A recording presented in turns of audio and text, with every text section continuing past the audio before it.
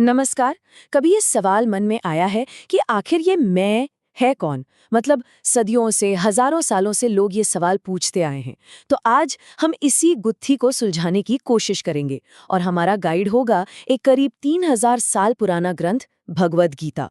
आइए इस सफर पे निकलते हैं और देखते हैं कि ये प्राचीन ज्ञान हमारी असली पहचान के बारे में क्या बताता है। तो चलिए शुरुआत एक बहुत ही बुनियादी सवाल से करते हैं। क्या हम ये शरीर हैं? या जो हमारे दिमाग में हर पल विचार चलते रहते हैं, क्या हम वो हैं? या फिर कुछ और हैं? कोई ऐसी चेतना जो इन सबको बस देख रही है, जो इन सबके होने को जानती है? तो गीता इस सवाल का जवाब कैसे देती है? देखिए, गीता की अप्रोच बहुत ही दिलचस्प है। वो कहती है कि हमारे पूरा अस्तित्व को दो हिस्सों में बांटा जा सकता है।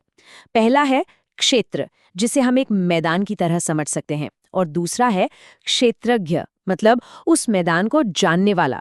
सुनने में थोड़ा गहरा लगता है ना? चलिए इसको और आसानी से समझते हैं। तो आखिर ये क्षेत्र और क्षेत्रज्ञ हैं क्या? देखिए, क्षेत्र का मतलब है वो सब कुछ जिसका हम अनुभव कर सकते हैं।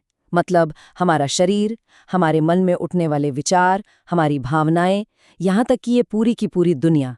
इसे एक तरह का खेल का मैदान समझिए।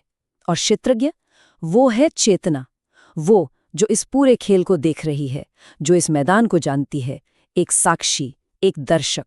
अच्छा, तो ये तो समझ आ गया कि एक मैदान है, पर सवाल ये है कि ये मैदान, ये क्षेत्र आखिर बना किस चीज से है? गीता के मुताबिक ये सिर्फ हमारे शरीर तक ही सीमित नहीं है। अरे नहीं, इसकी बनावट तो कहीं ज्यादा गहरी और सच कहूं तो काफी दिलचस्प है।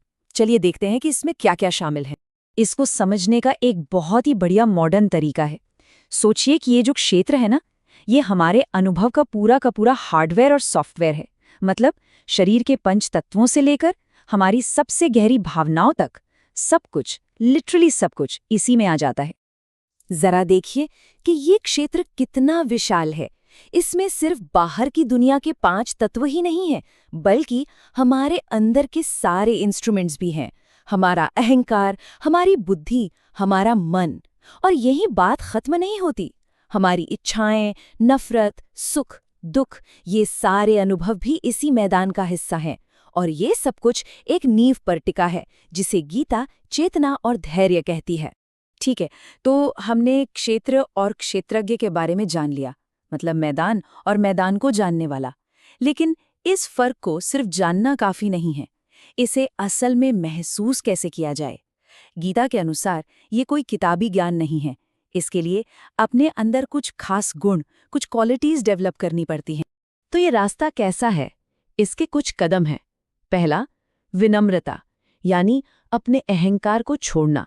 दूसरा, आत्मनियंत्रण, अपने मन को शांत और स्थिर बनाना।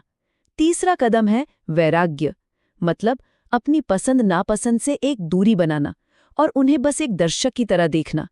और शायद सबसे जरूरी चौथा कदम, निरंतर आत्म जागरूकता। हर पल ये याद रखना कि हम करने वाले नहीं, बल्कि देखने वाले हैं, साक्षी हैं, क्षेत्रज्ञ हैं। अब हम इस चर्चा के सबसे गहरे हिस्से में पहुंच रहे हैं।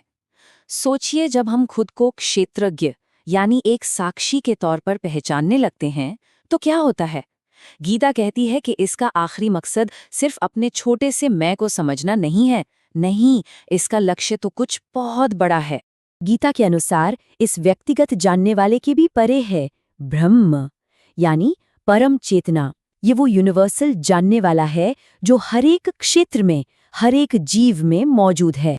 अब देखिए, इस परम चेतना की प्रकृति को समझना आसान नहीं है, क्योंकि ये विरोधाभासों से भरी है। एक तरफ ये सब कुछ से बिल्कुल अलग है, अनासक्त है, और फिर भी यही है जो सबका पालन पोषण करती है। और सुनिए, इसके अपने कोई गुण नहीं है, ये निर्गुण है। लेकिन फिर भी ये सारे गुणों का अनुभव करती है। ये हर जीव के अंदर भी है और बाहर भी। ये एक जगह स्थिर है और फिर भी हर पल गतिशील है। यही विरोधाभास इसकी यूनिवर्सल, इसकी सर्वव्यापी प्रकृति को दिखाता है। तो इस सारे ज्ञान का हमारी रोजमर्रा की जिंदगी के लिए क्या मतलब है? इससे क्या फर्क पड़ता है? फर्क ये पड़ता है कि हमें दुनिया को देखने का एक बिल्कुल नया नजरिया मिलता है। हमारा पूरा का पूरा पर्सपेक्टिव पूरी तरह से बदल जाता है।